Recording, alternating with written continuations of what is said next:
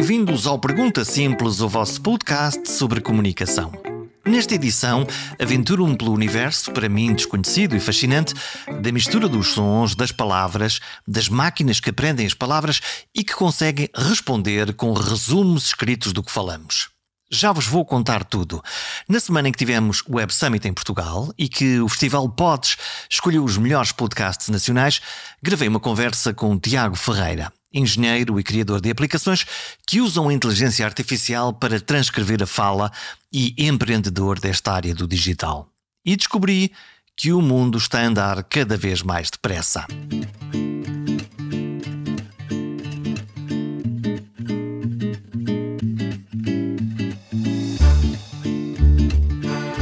Se lembra de ter feito um ditado na escola primária. Em bom rigor, quem ditava era o professor ou professora. No meu caso, era a professora Zita, que me ensinou a ler e a escrever. Nestes dias do ditado, ela lia um texto para nós o podermos ouvir e depois transcrever. Estava feito o ditado, todos nos lembramos. A Santíssima Trindade da aprendizagem do português completava-se com a interpretação de um texto ou com as populares composições, as redações. Sim, aqueles textos que eram enunciados como façam uma composição de 20 linhas sobre a vaca, por exemplo. E à falta de melhor ideia, podíamos sempre começar o texto com a célebre frase era uma vez uma vaca. E porque estou eu para aqui a falar de ditados, composições ou redações e interpretação do texto, é que o Tiago Ferreira inventou uma máquina moderna que faz isso mesmo, aplicada à voz falada e experimentada em podcasts como este, o Pergunta Simples. E como descubro eu o Tiago no planeta? Bom, primeiro experimentei ao acaso a tal máquina, um programa informático, uma aplicação que já agora se chama PodSqueeze, numa tradução livre, espremedor de podcasts. E é isso mesmo que ela faz. Espreme o conteúdo do que se fala em cada episódio. E depois de experimentar percebi que a magia afinal tinha sido criada por portugueses. Melhor explicar na prática. Quando gravei esta conversa, tirei o som do meu gravador num formato de ficheiro digital e coloquei o som dentro desse tal espremedor de palavras. O que aconteceu? Ele fez um ditado. A fala transformou-se em texto escrito. Até aqui o processo é prático, mas não é mágico. O que acontece a seguir é que é surpreendente. É que a máquina, a aplicação, faz resumos do que falamos, parte a conversa em capítulos, descobre palavras significativas e até propõe vídeos de promoção do episódio. E o extraordinário é que tudo faz sentido. Como raio é que um computador consegue devolver resumos com contexto das conversas anárquicas que vou mantendo? É sobre isto esta conversa, sobre máquinas que entendem a fala, escrevem textos e sobre empreendedores portugueses que jogam no Campeonato Mundial das Aplicações de Inteligência Artificial aplicada à linguagem. Viva! Olá, Jorge. Tiago Ferreira, engenheiro de formação. Exatamente. És engenheiro da área de eletricidade, da eletrónica, é esse o teu meio? Vens da escola do técnico? Sim, tirei o curso no técnico de eletrotécnica e computadores, mas de eletrotécnica tenho feito muito pouco. Portanto, estás mais ligado aos computadores? Sim. Estive a ler várias coisas tuas. A minha ideia, quando nós fomos a primeira vez, é porque eu usei uma ferramenta que tu produzes sem saber, quer dizer, e descubro que às tantas é um português, são dois portugueses que estão lá atrás, o que foi uma grata surpresa. Uma ferramenta que junta inteligência artificial, uso da linguagem, transcrição. Vamos falar sobre isso tudo, mas achei curioso que tu escreves um texto na tua página que é sempre que vou fazer qualquer coisa faço 3 perguntas. E eu pensei assim, a partir de agora eu só vou escolher convidados que tenham já 3 perguntas para fazer, que é para eu as poder fazer, que é, no fundo tu dizes, não importa o que aconteça, sempre me pergunto estas três coisas. Que problema é que eu quero resolver? É daqui que partes sempre? Sim, sem dúvida. Eu, desde o início, mesmo quando estava no técnico e até antes, que sempre gostei de empreendedorismo. Agora descobri que é mesmo a minha paixão, a minha vocação. Eu sempre admirei as pessoas que sabiam o que é que queriam fazer. Eu quero ser biólogo, eu quero ser médico. Eu sempre achei, mas eu não sei o que quero ser. Mas agora, recentemente, comecei a olhar para trás e vi que na minha vida empreendedorismo sempre foi o que eu queria ser. Só que não sabia sequer que era uma profissão. Sabíamos que havia os empresários, mas não sabia sequer que podia ser uma profissão. Aliás, não é bem estudado na escola. Há escolas de gestão, Mas não é a mesma coisa ser empreendedor e empresário? São coisas diferentes? Eu acho que acaba por ser a mesma coisa, só que hoje em dia é mais sexy. Mudou. Sim, mudou o nome e acho que mais ou menos ali no 2010 começou-se a falar mais de empreendedorismo e menos de ser empresário. Se calhar o que mudou também, um empreendedor entra mais na área das startups, dos investimentos, e o empresário acaba por entrar mais na área de, se calhar, um lifestyle business, alguém que tem um café, alguém que tem uma pequena média empresa, mas não necessariamente com investimento externo, não sei. Porque no fundo nós podemos ir por aí. Tu és, lá está, tu és um empreendedor. O que é o teu dia-a-dia? Como é que é o teu dia-a-dia? O que é que tu fazes mesmo? Então, o dia-a-dia varia também em que fase do empreendedorismo é que nós estamos. Quando comecei, para dar um bocadinho um contexto, eu trabalhei como desenvolvedor, não é? Como software developer, trabalhei fora de Portugal. E há coisa de 2 anos e meio decidi, mais ou menos quando aconteceu a pandemia, porque eu estava a trabalhar na área das viagens. Trabalhavas onde? Trabalhei na Trivago, acho que é a empresa que mais pessoas conhecem, que fez muitos anúncios, Hotel Trivago. O Hotel Trivago, no fundo, aqueles sites que nós usamos agora, similares aos bookings desta vida, quando vamos à procura das férias, onde é que eu vou ficar, qual é o melhor hotel, quais são os melhores preços, com aquela curiosidade de poder comparar vários preços em várias plataformas. Exatamente. E pronto, era na Alemanha, trabalhei lá e depois estava a trabalhar numa outra pequena empresa também na área das viagens, mas que obviamente morreu tudo com o Covid e eu decidi, nós queremos voltar para Portugal e eu tenho que seguir isto, eu tenho de seguir esta veia empreendedora e foi aí que desisti do mundo nós chamamos de 9 às 5 e comecei a focar-me só nos meus próprios projetos. Como é que foi a experiência? No início foi uma grande ansiedade. Aliás, foi por isso que eu comecei também o meu podcast, porque eu senti que precisava desabafar. Porque de repente. Então decidiste desabafar com os outros. Sim, porque lá está, toda a gente à minha volta não está habituado a este tipo de trabalho das 9 às 5, então não compreendo muito bem o que é ser empreendedor, o que é não ter um salário fixo, o que é não ter os apoios da Segurança Social, esta questão toda. Então eu decidi, não, eu vou começar a narrar a minha própria história e ajudava-me também, é muito terapêutico, ajudava-me também a ouvir, depois voltava a ouvir o que dizia e ajudou-me, acho que ajudou-me bastante. Depois, entretanto, comecei também a entrevistar outros empreendedores e aproveitei para conhecer outras pessoas que também estavam a seguir o mesmo caminho. Tu gravas em inglês o teu podcast? Sim. Nunca pensaste em fazer uma versão de portuguesa ou pela especificidade do mercado que tu queres atingir, faz mais sentido para ti gravar isto em inglês? É mais porque o meu trabalho é sempre em inglês. Eu nunca trabalhei em português. Tu pensas em inglês ou em português? Tenho essa curiosidade. Em inglês muitas vezes. É? Mesmo para trabalhar e afins? Sim. Pronto, os meus amigos, grande parte deles, aliás, os que estão de fora, falamos todos em inglês, o emprego é em inglês, e os meus clientes também são grande parte deles ingleses, ou falam inglês. E tu contas as tuas mágoas e mazelas no teu podcast? Sim. O que é que foi difícil? O que é que foi fácil? Acho que não é mais a questão. Eu acho que realmente a parte de não ter dinheiro e pela primeira vez na minha vida ver que todos os dias ao fim do mês eu tinha cada vez menos dinheiro é uma parte muito estressante, porque o dinheiro está muito conectado também com o nosso como é que a sociedade nos vê. Se uma pessoa não faz dinheiro, normalmente não sei, tem uma conotação um bocadinho menos positiva. Não faz dinheiro, não trabalha. És um inútil. É um inútil, exatamente. Então, no início as pessoas não compreendiam. As pessoas à minha volta diziam: mas estás aqui, estás de férias, estás desempregado. E foi engraçado porque no primeiro ano foi sempre assim: o Tiago está agora a tirar uma pausa, está a fazer uma pausa, está a descansar. E depois, à medida que passou o tempo, eles foram assim: não, ele quer mesmo se focar nisto. Mas pronto, aí a minha vida era testar produtos e identificar problemas. Lá está o que estamos a referir. Eu começo sempre, como tinhas dito, a identificar um problema e tentar resolver, tentar arranjar uma solução na minha área, na área tecnológica, e depois vejo se esse problema é resolvido com a minha solução e vejo principalmente se as pessoas querem pagar. porque eu preciso de receber esse dinheiro para viver. Portanto, há aqui uma parte que é uma parte de diagnóstico, no fundo, que tu fazes. Como é que tu tens ferramentas para fazer esse tipo de diagnóstico? É intuitivo? Como é que... Porque, imagina, numa Trivago, se calhar os problemas são conhecidos, o que é que o cliente quer. Era norma fazer testes, experimentar o que é que podia funcionar ou não? Na Trivago nós já tínhamos um produto, não é?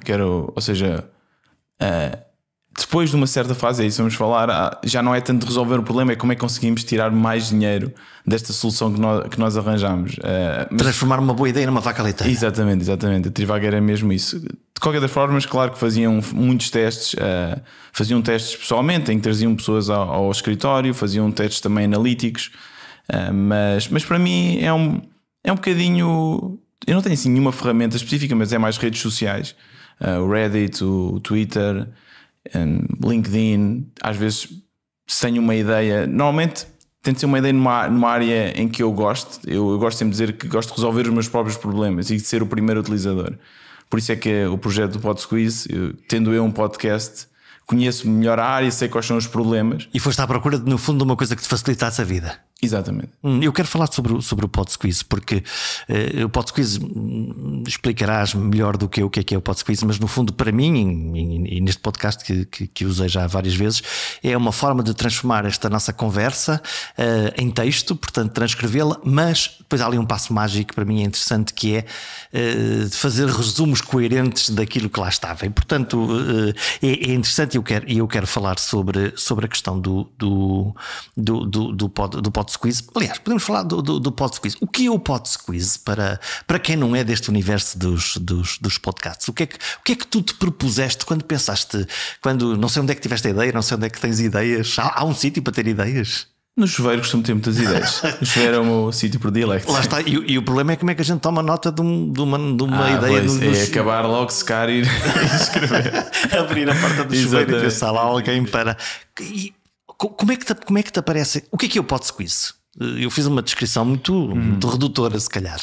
O PodSqueeze é uma ferramenta que permite a pessoas que trabalham com podcasting, com criadores de conteúdo, com vídeos, rádio, que submetam os seus fecheiros de áudio ou de vídeo, e nós depois fazemos utilizando AI, fazemos uma transcrição e depois criamos uma série de recursos escritos que as pessoas depois podem utilizar, nomeadamente uma descrição do episódio, dividimos o episódio em capítulos que depois também são reconhecidos pelo YouTube ou pelo Spotify. Criamos uma série de recursos para redes sociais, como tweets, videoclipes, fazemos um blog, por exemplo, se alguém quiser fazer um artigo e se alguém preferir falar ao invés de escrever, nós depois convertemos o áudio num artigo que as pessoas depois podem publicar nos seus sites ou em jornais.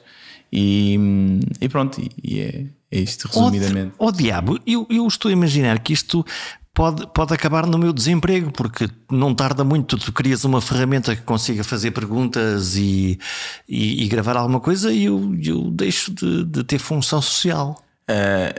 Assim, eu acho que o PodSqueeze não é tanto por aí. A ideia do PodSqueeze é mais: vamos ajudar os podcasters, vamos ajudar as pessoas que trabalham nesta área a se focarem mais no que eles gostam, que é criar conteúdo, e menos nas partes menos interessantes, como escrever e descrições e redes sociais. Mas já existem, e nós estivemos agora na Web Summit e vimos algumas plataformas que criam um podcast do nada com uma voz altamente real, e isso realmente é assustador, que é, eles vão buscar, por exemplo, se eu quero um podcast para o Tiago feito das notícias de Portugal e Alemanha, por exemplo, eles geram na hora ou no minuto um episódio só para mim, e isso aí realmente eu acho que vai haver um grande boom em toda a área da criação de conteúdo, não só de conteúdo de áudio, mas de conteúdo de vídeo. Então, e o escrutínio humano sobre isto como é que a tal inteligência artificial consegue ter esse grau de finura para conseguir perceber o que é que o ouvinte ou o telespectador Tiago gosta ou não gosta? É a avaliação dos dados todos que nós temos de uma pessoa. Isso já é feito bastante em todas as redes sociais, não é? Normalmente, nomeadamente o YouTube ou o Twitter, eles estão constantemente a tirar os nossos dados, e com base nisso eles conseguem perceber o que é que funciona melhor e o que é que funciona pior. E assim, quer dizer, nós já temos muitas notícias personalizadas, vídeos personalizados. Isto é só mais um meio de personalizar. Mas se eu fizer pesquisas para ver bolinhas azuis, e se o algoritmo me devolver sempre bolinhas azuis, eu nunca vou conseguir ver as bolinhas amarelas. Exato. Isso é também um grande problema, não é?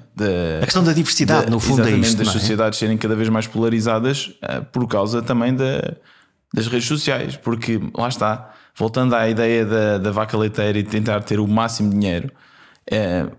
O que as redes sociais ganham dinheiro mantendo ao máximo as pessoas a utilizá-las, não é? Isso parece-me quase uma toxicodependência. Não, mas eu acho que é completamente, principalmente agora as novas tipo TikTok e estes conteúdos de curta duração. Uns segundinhos de vídeo são horríveis. Vemos os miúdos todos agarrados àquilo, de facto. Eu também, a questão é essa, é que connosco também funciona, não é? Mesmo nós que temos outros referenciais anteriores, aquilo é viciante. Eu uso muito o YouTube e desde que o YouTube introduziu esse conteúdo, eu dou para mim a acordar e a ver esse conteúdo e eu sei que não gosto desse conteúdo e sei que às vezes é conteúdo que não tem interesse nenhum, mas eles lá conseguiram e eu acho que sem dúvida que é uma droga, uma pessoa fica viciada. O algoritmo está feito não necessariamente para te servir enquanto pessoa que curiosa, olha, eu quero muito saber sobre bolinhas azuis e então toma lá bolinhas azuis, mas o algoritmo está montado para perceber o que é que tu gostas para que desta maneira te consiga agarrar o máximo tempo possível na plataforma. Sim, no fim é sempre... Como dinheiro. É que isso se faz? Bom, há várias formas. Eu acho que existem vários algoritmos de recomendação.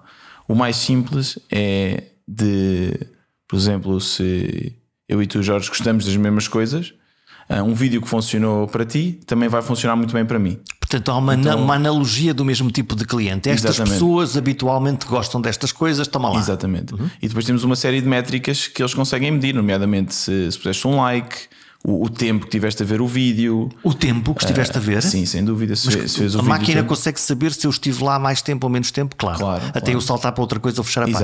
Exatamente. Estes dados são todos guardados e são processados e agora, principalmente com esta inteligência artificial, nós nem sabemos bem às vezes porque é que o algoritmo recomenda um certo vídeo, porque eles simplesmente, estas máquinas preditivas de inteligência artificial são muito boas a receber toneladas de dados ou terabytes de dados e tirar conclusões que o nosso cérebro não consegue tirar, porque eles conseguem processar muito mais rapidamente. Portanto, no fundo, estamos a falar de gigantescas máquinas de fazer padrões. Exatamente. E depois colam-nos uma etiqueta. Olha, está aqui o Jorge gosta disto, que por acaso até é parecido com o Tiago. Ambos gostam de podcasts. Pimba, toma lá podcasts para ver. Sim, isso é uma forma de recomendações, sim, com base no... E há mais fórmulas? Os algoritmos podem ir buscar o que mais? Pronto, isto não é bem a minha área dentro das recomendações, mas é muito pegar nestes dados e cada vez é mais isso. As pessoas nem sabem bem como é que isto funciona. É pegar nestes dados e é pegar, ok, o Tiago viu 1000 vídeos e em cada vídeo... Este vídeo viu, que é um vídeo sobre tecnologia, viu durante 10 minutos ou viu 100% do vídeo. Este vídeo que é sobre, não sei, geologia, só viu 1% do vídeo. Portanto, ele não quer geologia. Exatamente. E depois eles pegam nesses dados todos e têm de ter uma métrica, não é? E essa métrica depois depende do que é que queremos otimizar. Normalmente, nós não nós, mas as empresas querem otimizar o dinheiro. Ou seja, eles querem fazer mais dinheiro, não é? E como é que fazem mais dinheiro? Mantendo as pessoas mais na plataforma, depois tem uma série de métricas, mas a ideia é essa, é ver, ok, como é que nós vamos conseguir fazer o máximo de dinheiro com cada um dos utilizadores. Eu quero dizer, é muito curioso isto, nós agora estamos a falar e eu estou a pensar que uma das convidadas que eu tive há uns tempos aqui no podcast foi uma psiquiatra, uma jovem psiquiatra do norte do país, e ela falou de transtorno da ansiedade. No fundo, os miúdos mais irrequietos e que não estão nunca quietos. E quando se publicou a promoção desse podcast, foi esse trecho precisamente que ganhou mais tração e mais milhares de visualizadores. E é muito curioso quando eu vou hoje ao meu Instagram pessoal, a cada 3 quadros de publicações feitas pelas pessoas aparece-me um anúncio a falar desse tema. Exato. Lá está, ele detecta um patrão. Neste caso, lá está, a máquina também é levemente estúpida, portanto eu na realidade não fui à procura daquela informação, eu produzi aquela informação que eu produzi. E no entanto há esse padrão que é, e aí lá está, aparecem todos os serviços que estejam à volta deste tema e que me dizem: se te interessa, tu és um potencial comprador. Exatamente. Isso imagino que para ti, como empreendedor, por um lado te anime, e como cidadão anima-te ou assusta-te? É assim, ainda ontem estive a ver um filme do Homem-Aranha e eles dizem que com grande poder vem grande responsabilidade. E é assim, a tecnologia é um poder incrível, não é? É um poder incrível e sem dúvida que está a ajudar bastante a nossa sociedade.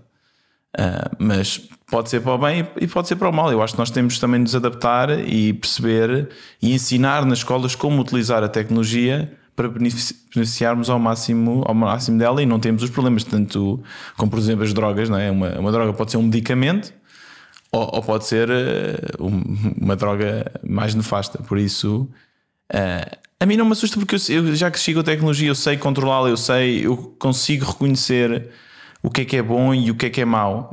E por Depende exemplo, mais de nós do que quem está a produzir isto e nos está a oferecer este género de possibilidades. Eu não sei se depende mais de nós, mas nós podemos controlar a nossa parte, Okay. não é? E não podemos controlar a parte deles. Obviamente que, e cada vez mais, principalmente na Europa, tem havido mais controlo sobre o que é que estas empresas podem fazer. Estão a gostar do Pergunta Simples? Estão a gostar deste episódio? Sabia que um gesto seu me pode ajudar a encontrar e convencer novos e bons comunicadores para gravar um programa? Que gesto é esse? Subscrever.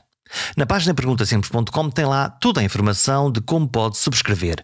Pode ser por e-mail, mas pode ser, ainda mais fácil, subscrevendo no seu telemóvel através de aplicações gratuitas como o Spotify, o Apple ou o Google Podcasts.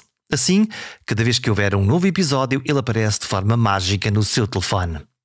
É a melhor forma de escutar o Pergunta Simples. Tu acabas de ver da Web Summit. Exato. O que é que te inspirou lá? O que é? A Web Summit é o quê? É uma feira de inspiração, uma feira de compra e venda? O que é o Web Summit, para quem nunca lá foi? Pronto, a Web Summit é uma das maiores conferências tecnológicas da Europa e se calhar até do mundo. E é basicamente um sítio que atrai milhares de pessoas, acho que foram 70 mil pessoas. 70 mil? 70 mil pessoas. Como é que a malta se entende em 70 mil pessoas? É uma confusão. É uma confusão gigante. E a primeira, toda a gente que vai pela primeira vez fica sempre um bocadinho atrapalhado, porque é muita coisa a acontecer. E há pequenas startups, há grandes startups, há conferências, há apresentações, e nós depois temos que escolher o que é que queremos fazer. Um gigantesco menu de coisas que tu podes escolher 1000 possibilidades. Exatamente. Só sabes que como qualquer gigantesco buffet, tu vais conseguir consumir 1% daquilo ou 10% se tiver muita fome. Exatamente. Pronto. E para mim, desta vez, como não foi a minha primeira vez, eu consegui focar-me só na área do PodSqueeze, ou seja, podcasts, e conheci muitas pessoas de todo o mundo, de toda a Europa, e falámos um bocadinho sobre... O que é que está a acontecer? O que é que há de novo nos podcasts? Sem dúvida que a inteligência artificial tem sido o grande boom. Toda a gente usa, também haviam algumas empresas a fazer isso, a gerar clipes, muitas coisas semelhantes com o PodSqueeze faz. Também a outra parte de gerar podcasts, não é? Que também já falámos. Gerar podcasts também é algo que todos começam a fazer, mas é muito interessante. Eu gosto muito desta área do podcasting, porque permite às pessoas explorar o que gostam mais, e há podcasts muito específicos de, não sei, como alimentar cavalos ou coisas que se calhar não funcionavam tão bem na rádio. Porque não há um público com um tamanho suficiente para acompanhar. Exatamente. E agora, essa é a magia do podcast, é conseguir ter um assunto específico para tocar? Para mim sim. E por ser muito fácil, eu acho que essa é a grande vantagem. Uma pessoa só precisa quase de um telemóvel. E aliás, eu comecei o meu podcast com um telemóvel. Pegamos um telemóvel, gravamos, e agora, mais uma vez, a inteligência artificial permite pegar no áudio que às vezes não tem muito boa qualidade, que tem eco, e permite transformar em áudio quase profissional. Já existem ferramentas que fazem isso. Por isso acho que o podcast é muito acessível e dá uma voz a qualquer pessoa. Qualquer pessoa pode dizer qualquer coisa, criar um conteúdo. Tu estás a falar da qualidade de som e é muito, muito curioso. Estive a ler algumas coisas sobre, tradicionalmente, os engenheiros de som, no fundo, o que faziam quando tinham um som com menos qualidade era pegavam no som e tentavam depurar o som, retirar o ruído. No fundo, limpar, era o que faziam. E vi com curiosidade que os novos modelos fazem exatamente o contrário, que é potenciar o som de boa qualidade ao invés de estar a fazer uma limpeza, o que é um outro nível, porque se trata de sintetizar no fundo a nossa voz, e há ferramentas neste momento. Sim. Cortamos uma sílaba e ela consegue reconstituir essa sílaba com a nossa voz. Exatamente. Sim. O que é enfim, por um lado é incrível. Por um lado incrível, por outro lado preocupante. Quando na Web Summit tu vês isto, as pessoas fazem o quê? Apresentam as suas ideias, tentam vender os seus serviços, o que é que acontece? Eu tive com um amigo nesta Web Summit, ele disse uma coisa muito interessante, que é: aqui é um sítio em que toda a gente pode fazer publicidade à vontade uns aos outros e ninguém fica chateado. É um bocadinho essa a ideia. Ou seja, há pessoas que têm as suas bancas, pequenas empresas, são chamadas as alfas. As alfas ainda não fazem dinheiro, são coisas que começaram há uns meses e vão lá só apresentar e ver o que é que a malta acha. Depois há as betas, que são um bocadinho maiores, já são empresas maiores, já são empresas normalmente com rondas de investimento.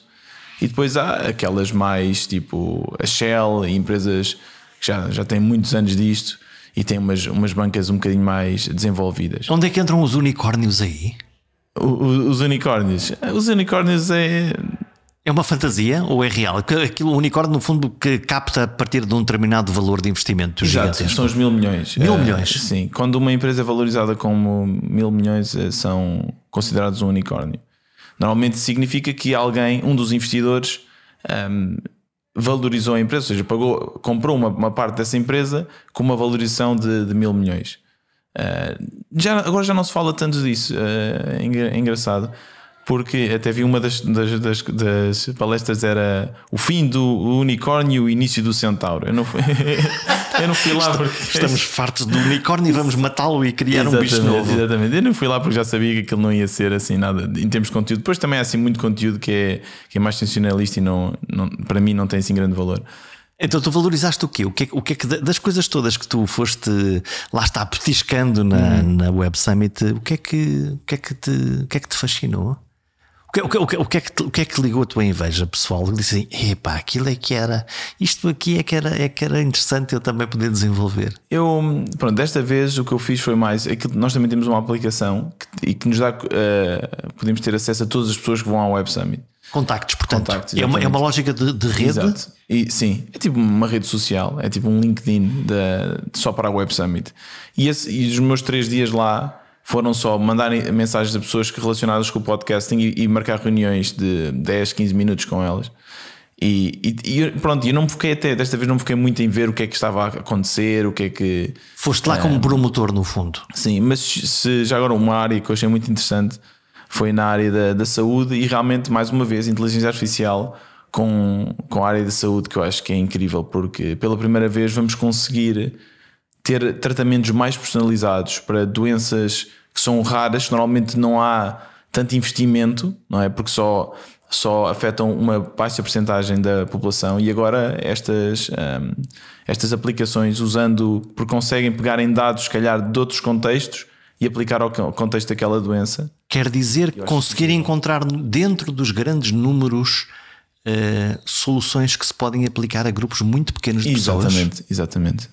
Uau, isso já me parece bastante. Não, isto é incrível, e eu acho que até, por exemplo, muitas de diagnóstico através do telemóvel, em que uma pessoa, claro que não substitui um médico, mas a ideia é conseguir detectar, havia muito, por exemplo, na área dos diabetes, detectar situações, eu não estou muito dentro dessa área, mas situações em que até previam que podia haver uma amputação. Portanto, então preveniam isso. Então, no fundo estamos a falar já, lá está, da utilização do Big Data, dos grandes dados para poder ser aplicado aqui. Bom, sei que normalmente, lá está, os empreendedores fazem uma coisa, não sei qual é a tradução em português, um pitch. Pitch. Qual é o teu pitch quando vais vender o PodSqueeze para alguém a quem tu precisas de captar o dinheiro e para os teus clientes? Não sei se são universos diferentes ou não. São. E o tipo de empreendedorismo já agora que eu faço chama-se, pelo menos em inglês, é bootstrapping. Eu não sei qual é que é. Bootstrapping? Sim, a tradução para português. Mas a ideia é que nós não queremos fazer nenhuma ronda de investimento. Pronto, sou só eu e o meu sócio, o João. Explica-me lá esse conceito de ronda de investimento. O que é que isso é? É uma banquinha onde tu pedes aos investidores para porem dinheiro na tua ideia? Pronto, qualquer empresa precisa de dinheiro, não é? Qualquer empresa precisa de dinheiro para investir, para pagar os salários e para investir em marketing, na tecnologia, etc.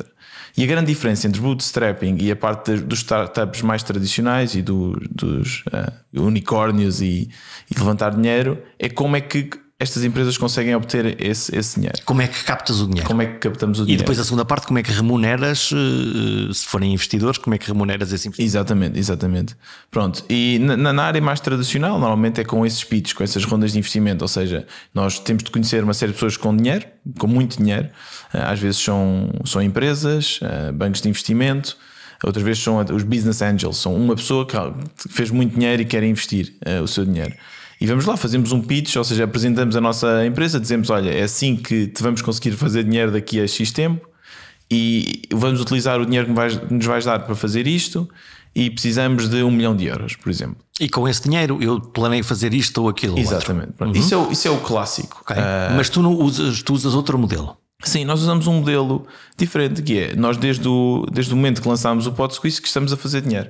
Desde o momento que nós lançámos no início do ano, foi no fim de fevereiro, e conseguimos logo ter os nossos primeiros clientes. Felizmente cresceu muito bem, porque foi aquela onda da inteligência artificial. E portanto a malta foi à procura do chat GTP para os podcasts. Portanto, dependeste logo desde o início do investimento, que na realidade é a compra do serviço do PodSqueeze. Exatamente. Pronto, e a grande vantagem é, para já, temos mais controle, nós temos a 100% da empresa, ou seja, não temos aquela ânsia de fazer mais dinheiro e crescer mais, o que para mim eu acho que pode ter consequências nefastas, não é? Que são aquilo que estamos a falar, que é utilizar os dados das pessoas para algo que se calhar não é tão bom ou que não é do interesse das pessoas. Nós, como temos total controle, conseguimos dizer, olha, mesmo se fizermos menos dinheiro, não faz mal, porque isso não é o principal. E tens uma relação mais honesta com os teus clientes, no fundo, não é? Sim, prestas-lhes um serviço, sabes qual é a necessidade e recebes um dinheiro que tu sabes que vai pagar aquela aplicação. Exatamente. E é muito mais essa a ideia, e temos mais controle também, não temos aquele stress de temos a dever dinheiro às pessoas, temos que fazer mais, crescer mais. E é uma coisa que tanto eu como o meu sócio João gostamos bastante, e é um tipo de empreendedorismo um bocadinho diferente. E já agora, voltando à pergunta inicial de como é que é o meu dia agora, o meu dia a dia, agora é como se trabalhasse para outra empresa.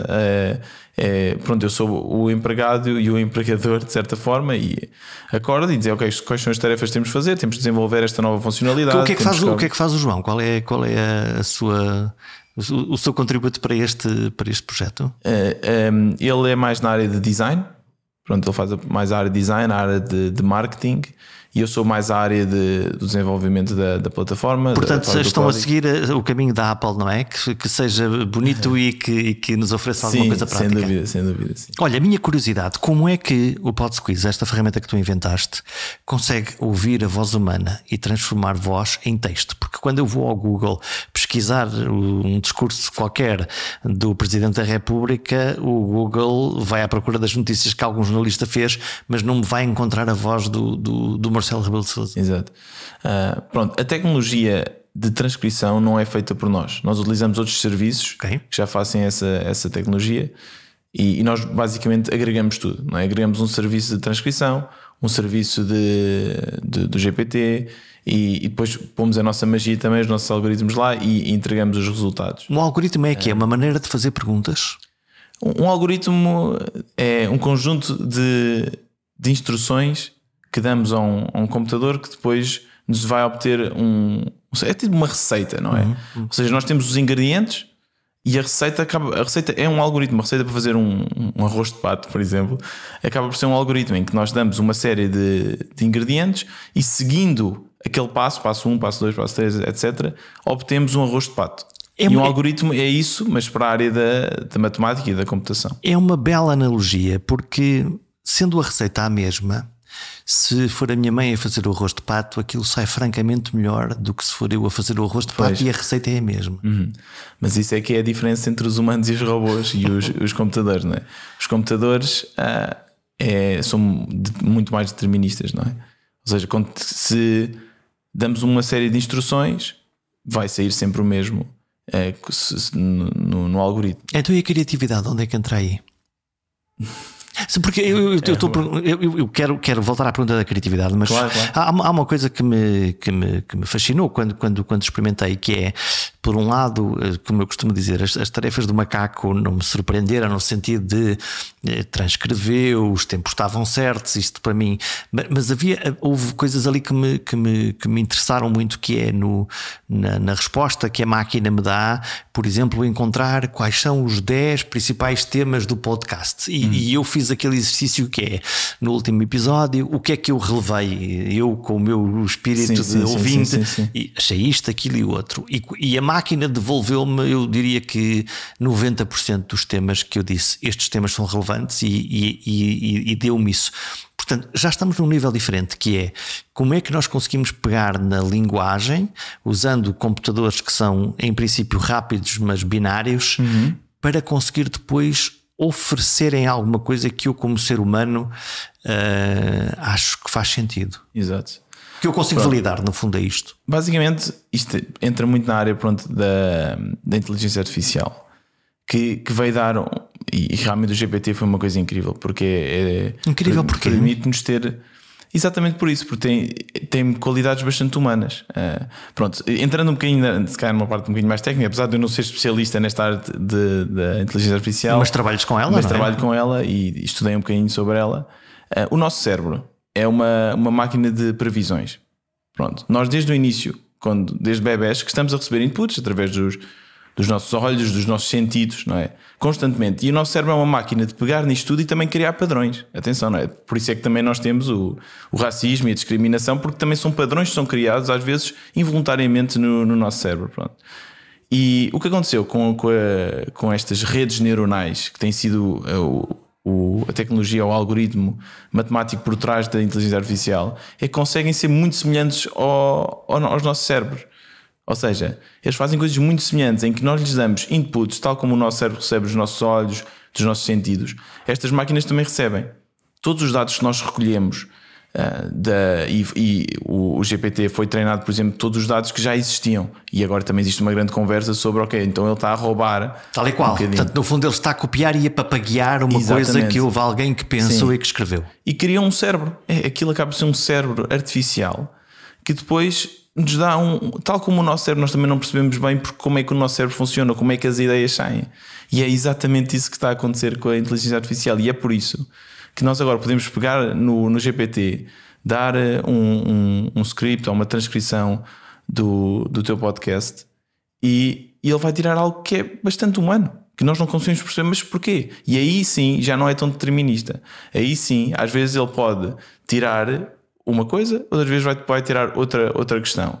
E depois também há aquele medo que é, ok, então, e agora se calhar não vamos entrar por aí, mas o que é consciência, não é? E aquela parte que também há muita gente a falar sobre isso na inteligência artificial. E a criatividade, no fundo, o que é criatividade? Onde é que está a fronteira da máquina, no fundo, ser muito melhor do que nós a estabelecer padrões? É relativamente tranquilo para mim, mas qual é o momento da fronteira em que a máquina consegue, no fundo, recriar algo similar à criatividade, encontrando uma ideia melhor do que aquela que foi tida por seres humanos? Se calhar vir a pergunta para ti: o que é a criatividade? Isso é uma boa pergunta. O que é a criatividade?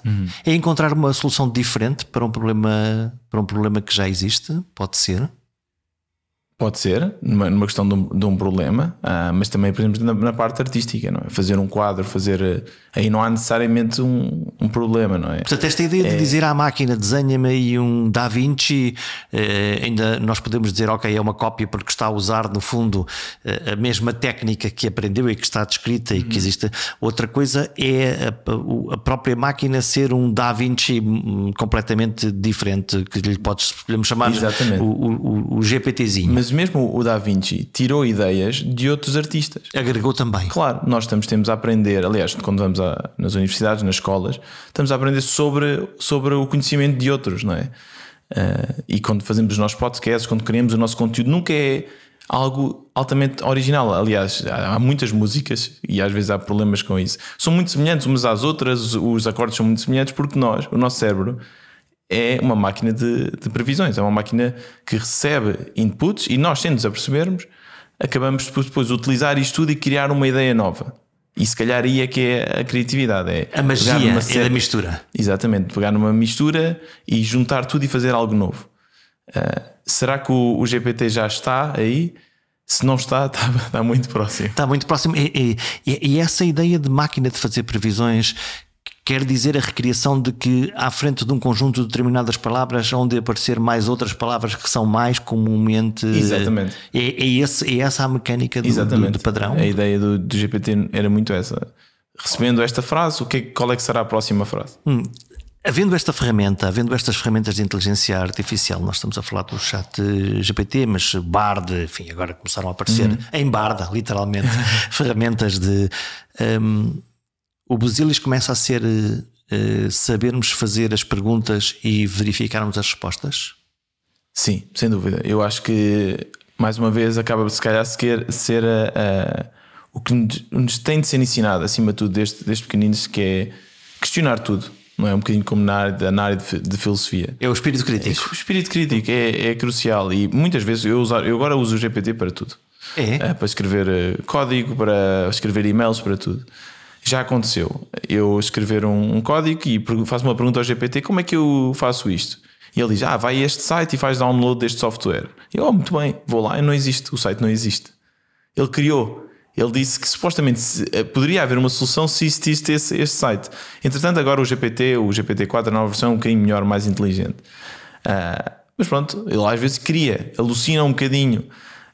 Mas para ser sincero, nós humanos também alucinamos muitas vezes e às vezes também queremos muitas coisas, não é? Olha, acho que é uma excelente maneira de fecharmos este podcast, porque no dia em que gravamos, os responsáveis pelo dicionário de Cambridge, que elegem normalmente a chamada palavra do ano, e escolheram a palavra alucinar. Ok. É essa a palavra. Estamos todos a alucinar? Sim. Sem dúvida, há alucinações, não só ao nosso nível, mas ao nível da inteligência artificial, e é tentar todos pegar nessas alucinações com sentido crítico e ver o que é que podemos tirar delas, o que é positivo e o que é que não é tão positivo. Lendo a descrição do próprio dicionário, alucinar é um verbo. Achar que se vê, que se ouve, que se sente ou se cheira algo que não existe. Estava habitualmente ligado a doenças mentais ou então consumo de drogas. A ideia de alucinar. Como é que... Não sei qual é o contrário de alucinar. Talvez atinar. Sim. O que é que nos falta para ficarmos só com o lado bom disto? Para nos atinarmos? Uau. É uma pergunta... Simples. É muito simples. O que é que nos falta? Eu acho que não há bom sem mau. Não é? Nunca vai ser perfeito. Acho que também é a grande beleza do ser humano, e de estar vivo, é de estar sempre a ver o que é que devemos fazer e como é que podemos melhorar. Por isso nunca vai ser perfeito. Vai ajudar a evoluir a nossa humanidade, sem dúvida, e acho que nos próximos 10 anos vamos ver uma mudança 360 na forma como é que as profissões, o tipo de profissões que existem, e como no ensino vai haver uma diferença gigante, e vão aparecer sem dúvida novos problemas para as nossas gerações e as gerações futuras resolverem. Alucinar ou atinar. Haveremos de viajar muito entre estes dois verbos nos próximos anos. Por um lado, a vertigem da aceleração dos tempos. Por outro, a necessidade de parar para pensar. E tu? Estás mais na fase da correria louca ou da pausa para contemplar. Até para a semana.